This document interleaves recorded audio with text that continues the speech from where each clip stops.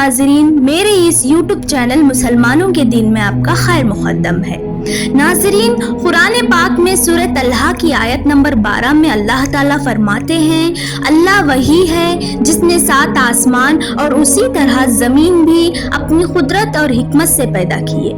اسی طرح سورہ بقرہ کی آیت نمبر 29 میں اللہ فرماتے ہیں، وہی تو ہے جس نے سب چیزیں جو زمین میں ہیں تمہارے لیے پیدا کی، پھر آسمان کی طرف متوجہ ہوا تو ان کو ٹھیک 7 آسمان بنا دیے اور وہ ہر چیز سے خبردار ہے۔ تو ناظرین، ان آیتوں سے واضح ہو جاتا ہے کہ وہ آسمان جسے ہم آج تک اپنی ظاہری آنکھوں سے دیکھتے ہیں وہ محض ایک آسمان نہیں ہے، بلکہ اسی سے ملتے جھلتے 6 اور آسمان یا کائناتیں بھی موجود ہیں جو ہماری نظروں اور ہماری سوچ سے بہت ہی زیادہ دور ہیں۔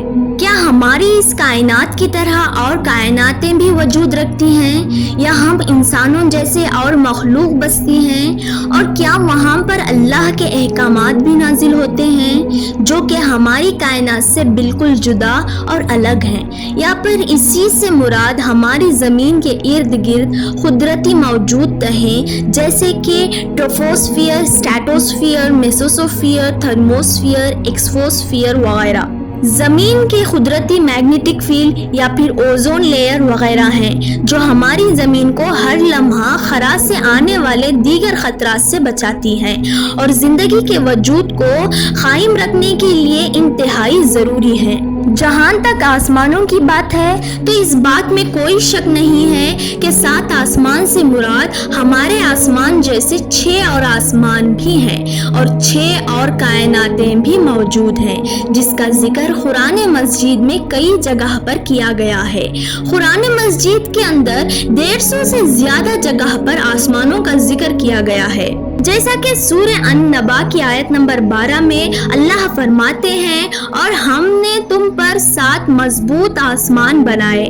بالکل اسی طرح سورہ الخسرہ کی آیت نمبر 44 میں اللہ تعالیٰ فرماتے ہیں، 7 آسمان اور زمین کے اندر جو لوگ بھی ہیں سب کے سب اسی کی تسبیح بیان کرتے ہیں، اور مخلوقات میں کوئی بھی چیز نہیں مگر اسی کی تعریف کے ساتھ تسبیح کرتے ہیں، لیکن تم اس کی تسبیح کو نہیں سمجھتے، بے شک وہ غفور الرحیم ہے۔ یعنی اللہ نے صرف ایک نہیں بلکہ 7 آسمان 7 جہاں بنائے ہیں، اور انہی کائناتوں کے اندر اسی زمین کی طرح کئی زمینیں موجود ہیں جہاں پر کئی نامعلوم مخلوقات آباد ہو سکتی ہیں، جیسا کہ حضرت آدم علیہ السلام کے زمین پر آنے سے پہلے زمین پر جنات آباد تھے۔ اس کے علاوہ نبی صلی اللہ علیہ وسلم کا سفر معراج اس بات کا واضح ترین ثبوت ہے کہ آپ صلی اللہ علیہ وسلم نے براق پر سفر کرتے ہوئے حضرت جبرائیل علیہ السلام کے ساتھ تمام آسمانی راستوں کو آپ صلی اللہ علیہ وسلم نے پار کیا، جس کے اندر 7 آسمان بھی شامل ہیں۔ آپ نے پہلے آسمان پر جس کا نام رقیہ ہے اور یہ دودھ سے بھی زیادہ سفید ہے، یہاں پر حضرت آدم علیہ السلام سے ملاقات کی۔ پھر دوسرا آسمان جس کا نام فیدون یا معون ہے اور یہ لوہے کا بنا ہوا ہے جس سے شعاعیں یعنی کرنیں پھوٹتی ہیں، یہاں پر حضرت عیسیٰ علیہ السلام اور حضرت یحییٰ علیہ السلام سے ملاقات کی۔ جبکہ تیسرے آسمان کا نام ملکوت ہے اور یہ تانبے کا بنا ہوا ہے، اور یہاں پر حضرت یوسف علیہ السلام سے ملاقات کی۔ جبکہ چوتھا آسمان جسے زہرہ کہتے ہیں اور یہ سفید چاندی سے بنا ہوا ہے، اور یہاں پر حضرت ادریس علیہ السلام سے ملاقات کی۔ پانچواں آسمان جسے مازینہ کہتے ہیں اور یہ سرخ سونے کا بنا ہوا ہے، اور یہاں پر حضرت ہارون علیہ السلام سے ملاقات کی۔ چھٹا آسمان جس کا نام خالیصہ ہے اور یہ چمکدار موتیوں سے بنا ہوا ہے، یہاں پر حضرت موسیٰ علیہ السلام سے۔ اور ساتواں آسمان جس کا نام لابیہ یا دامیہ ہے اور یہ سرخ یاقوت سے بنا ہوا ہے، یہاں پر حضرت ابراہیم علیہ السلام سے ملاقات کی۔ اور اسی آسمان پر بیت المعمور بھی موجود ہے، یعنی زمین پر موجود خانہ کعبہ کی طرح اسی کے اوپر آسمان میں بھی ایک اور خانہ کعبہ موجود ہے جس کا ہر وقت 70,000 فرشتے طواف کرتے رہتے ہیں۔ اور جو ایک بار طواف کر لے دوبارہ زندگی بھر اس کی باری نہیں آتی۔ انہی 7 آسمانوں کے اوپر جنت اور جہنم موجود ہیں، اور جنت کا ہر ایک درجہ ایک سیارے کی صورت میں موجود ہے۔ اسی طرح جہنم کے بھی 7 درجے موجود ہیں، یعنی کہ 7 سیارے یا 7 پلانٹس۔ اس کے اوپر سدرۃ المنتہی یعنی کہ بیری کا درخت موجود ہے، جو کہ ہر مخلوق کی حد ہے، اور اس سے کوئی بھی مخلوق بننا چاہے تو وہ جل کر خاک میں بدل جائے گی۔ لیکن نبی صلی اللہ علیہ وسلم معراج میں اس سے بھی آگے تشریف لے گئے، اور جبرائیل علیہ السلام اس درخت کے پاس یہ کہہ کر رک گئے کہ اے اللہ کے رسول، میری حد یہی تک ہے، اگر میں نے اس کے آگے ایک قدم اور بڑھایا تو میرے پر جل کر راکھ ہو جائیں گے۔ ناظرین، قرآن مجید کی وہ آیات جن کا زمین کے بارے میں آسمان کی طرح ذکر ہے، اس سے مراد زمین کے اندر موجود کوئی لیئرز نہیں ہیں، مثلا کرسٹ، مینٹل کور، انر کور، بلکہ انہی آسمانوں میں اس زمین جیسی اور بھی زمین موجود ہیں۔